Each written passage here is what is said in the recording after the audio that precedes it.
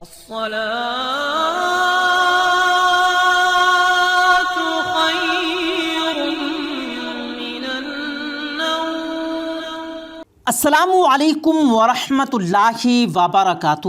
پیارے دوستو، ایک ظالم باپ نے اپنی ہی بیٹی سے شادی کر لی، اس کے بعد اللہ کا ایسا عذاب نازل ہوا جسے سن کر یقیناً آپ کی روح کانپ جائے گی، آپ بھی حیران اور پریشان ہو جاؤ گے۔ اس لیے آج کی یہ ویڈیو آپ سبھی کے لیے بہت خاص ہے، آپ اسے لائک کریں یا نہ کریں، آپ اس کو آخر تک ضرور دیکھے گا، اس ویڈیو کو شیئر ضرور کریں تاکہ یہ عبرتناک واقعہ اور بھی لوگوں تک پہنچ جائے۔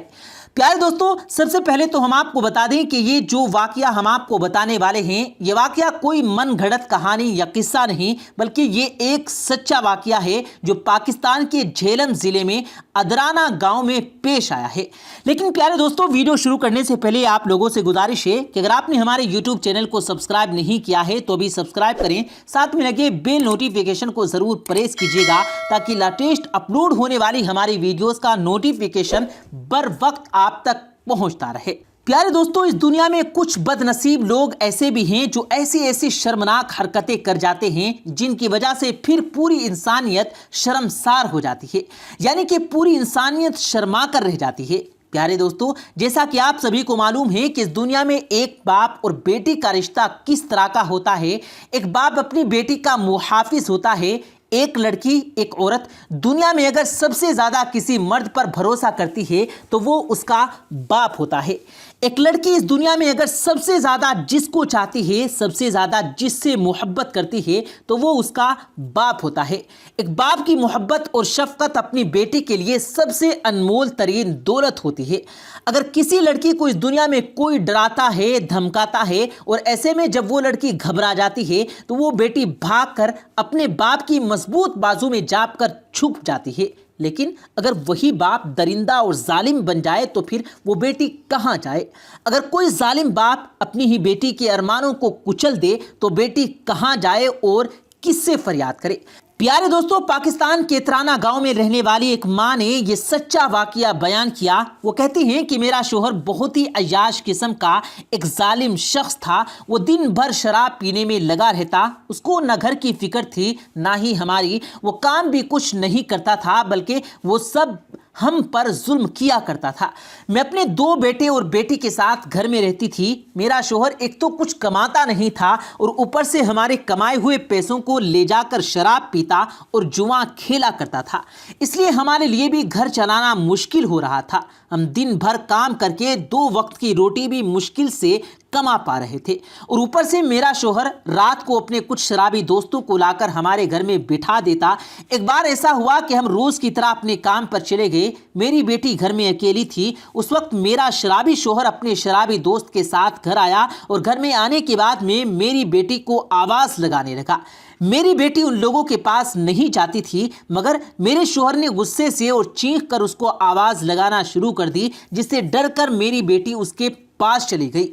اپنی بیٹی کو سامنے دیکھ کر باپ کہنے لگا کہ ہمیں زور کی بھوک لگی ہے، ہمارے لیے کچھ کھانا بنا کر لاؤ۔ میری بیٹی ان کے لیے کھانا نہیں بنانا چاہتی تھی، لیکن ڈر اور خوف کی وجہ سے وہ رسوئی گھر میں گئی اور ان کے لیے کھانا بنانے لگی۔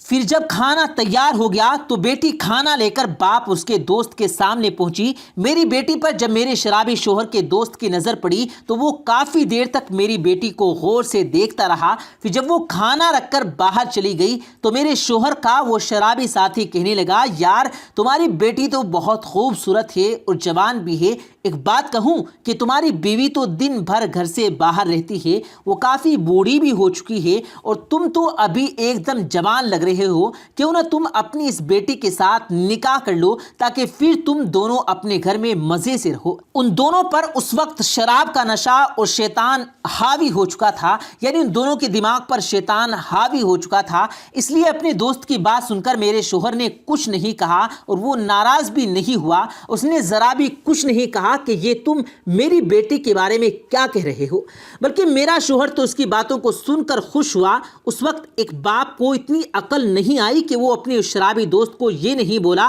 کہ تو پاگل ہو گیا، میری بیٹی کے بارے میں یہ تو کیا بک رہا ہے، یہ تو میری بیٹی ہے اور اس کے ساتھ میں میرا غیر شرعی رشتہ کرانا چاہتا ہے، میں اس کا محرم ہوں، میرا نکاح اس کے ساتھ کیسے ہو سکتا ہے؟ ایک باپ بھلا اپنی بیٹی کے ساتھ کس طرح سے شادی کر سکتا ہے؟ ایسا بالکل بھی میرے شوہر نے کچھ نہیں کہا تھا، بلکہ اس وقت تو میرے شوہر پر شیطان غالب ہو چکا تھا، اس لیے اس نے اپنے شرابی دوست سے ایسا کچھ نہیں کہا، بلکہ وہ تو یہ سن کر خوش ہوا اور کہنے لگا، ہاں یار تم تو بالکل صحیح کہہ رہے ہو، میری بیوی تو بوڑھی ہو گئی اور اب وہ دن بھر گھر سے باہر ہی رہتی ہے، اس لیے اگر میں اس کے ساتھ شادی کر لوں گا تو پھر میرے گھر میں اچھے دن گزرنے لگیں گے۔ پھر وہ اتنا کہہ کر اپنے دوست کو گھر سے باہر بھیج دیا اور ان سے کہا کہ میں اس بات پر ضرور غور کروں گا۔ پیارے دوستو، اس لڑکی کی ماں کہتی ہے کہ اسی دوران میری بیٹی گھر میں اپنا کام کر رہی تھی اور وہ لوگ اپنے کمرے میں بیٹھے ہوئے بڑے ہی خاموشی کے ساتھ یہ سب کچھ گفتگو کر رہے تھے۔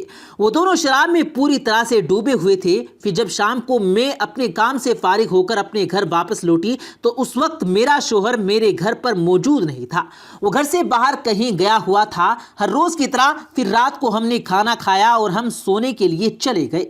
مجھے اس بات کا بالکل اندازہ نہیں تھا کہ میرے شوہر کے دماغ میں کیا خرافات باتیں چل رہی ہیں۔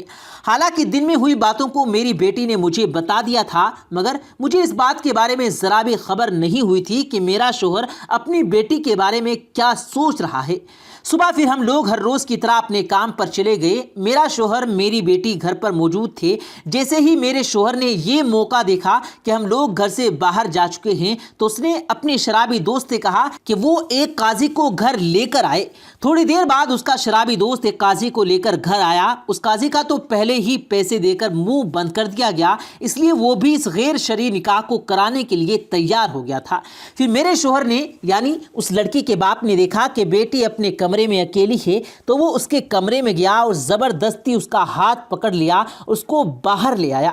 پھر اس سے کہنے لگا کہ چپ رہنا، میں تمہارے ساتھ نکاح کر رہا ہوں، اپنا منہ بند رکھنا اور جا کر چپ چاپ قاضی کے سامنے بیٹھ جاؤ اور قاضی تم سے جو بھی کہے اس کا سر ہلا کر جواب ہاں میں دیتی رہنا۔ یہ سن کر میری بیٹی چیخنے لگی، چلانے لگی، رونے لگی، مگر گھر میں اس کی باتوں کو سننے والا کوئی نہیں تھا۔ پھر زبردستی باپ نے بیٹی کے ساتھ نکاح کر لیا، یعنی زبردستی شادی کر لی۔ یہ افسوسناک خبر ہم لوگوں نے سنی تو میرے شوہر نے ہم سب کو بہت مارا پیٹا اور ہم سب کا بھی منہ بند کروا دیا اور کہنے لگا کہ تم لوگوں نے اس کے بارے میں کسی سے کچھ کہا تو وہ ہمیں جان سے مار دے گا۔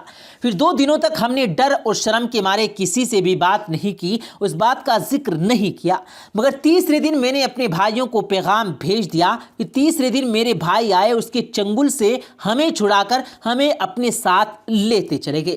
ایک ظالم باپ نے شراب اور شیطان کے بہکاوے میں آ کر اپنی بیٹی کو زندگی کو تباہ کر ہی ڈالا تھا۔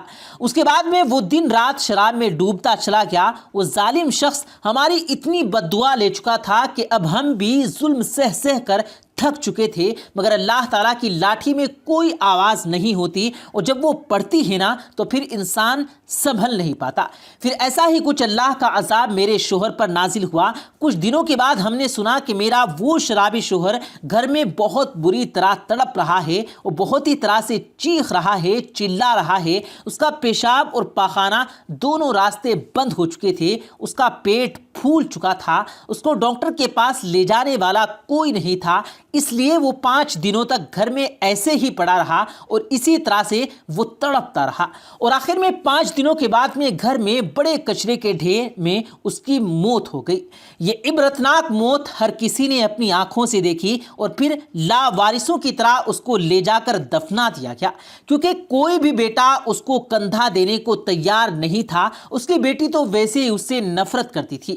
وہ عورت کہتی ہے کہ آج میرا شوہر نہیں رہا، اللہ تعالیٰ کا عذاب اس پر اس طرح سے آیا جس طرح سے اس نے ہم کو ستایا تھا، ہماری زندگی کو جس طرح سے اس نے جہنم بنایا تھا اسی طرح پھر اس پر اللہ کا عذاب آیا۔